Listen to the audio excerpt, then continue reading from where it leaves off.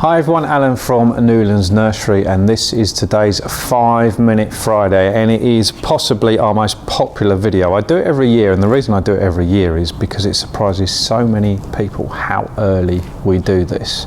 And what we're doing is sowing chili seeds. So in this bag here, I have got a variety of chilies just here, and this is something we collected from our own fruit. So we collect all of our own chili seeds here at the nursery. So we collected these. This is Agi Crystal, a really nice chili, and one that's sometimes known as a grapefruit chili because it has these nice citrus hits, and it can get very hot, so be cautious of it. But it is a fantastic flavour fruit, possibly one of my favourite. In fact, I might even say it is my favourite chili to sow. But sowing this is exactly the same as sowing all chili seeds. So if you like jalapenos, if you like habaneros, if you like nagas, doesn't make a difference. We sow them in exactly the same way. So I've got a drip tray, a cell tray here. This one's got 12 holes in it, so that's about the right sort of size when you're sowing chilies at home. And I've got this, what I call a greenhouse lid. I don't even know what the correct term for it is, but that's going to be help keep the moisture in when we're germinating the seeds. So the reason we sow them nice and early, so we're towards the end of November now, is it gives you a longer growing season. It means they fruit earlier in the season. So something like this, we might start seeing fruit if the conditions are ideal, maybe April, May, that sort of time, maybe a little bit later depending on the conditions. And the earlier they fruit, they still continue all through that time. So the earlier the fruit, the more fruit you get. So it's always worth doing earlier rather than later. So we're doing towards the end of November. If you want to be cautious, not entirely sure about carrying them through the winter, you could do it sort of middle of December, end of December, that sort of time is a great time to sow your chilies. So I've got some multi-purpose compost. I'm just gonna fill this tray with the compost.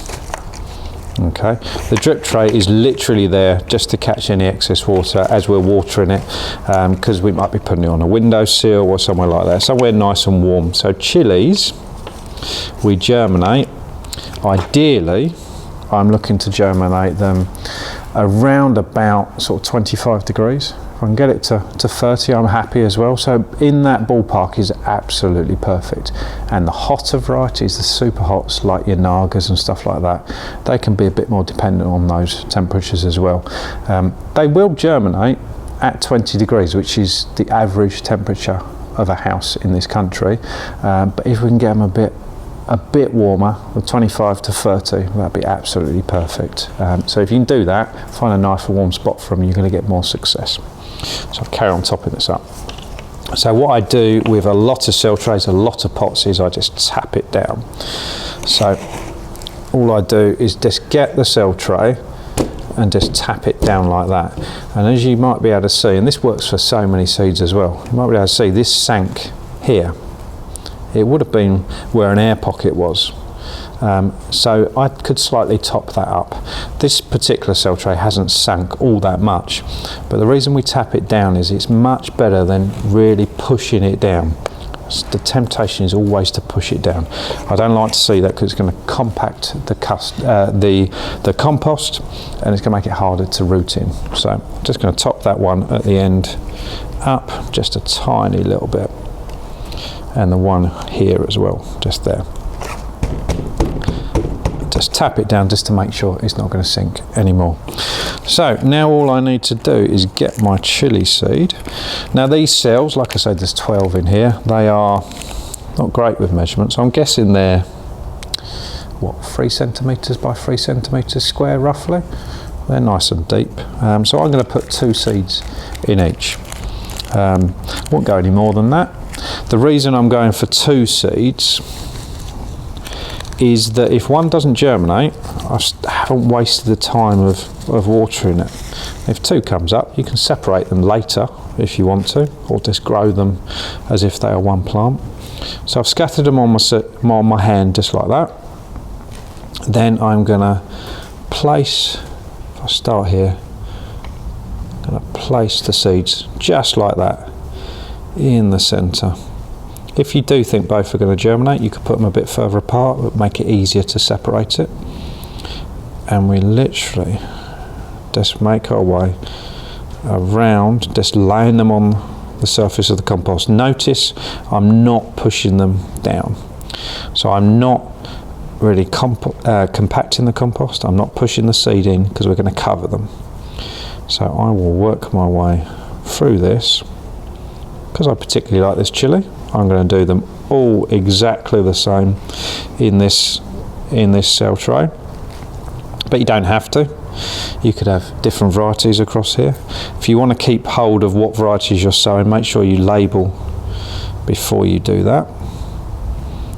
So label just here, might do a row of jalapeno or something like that. Tip that back in there.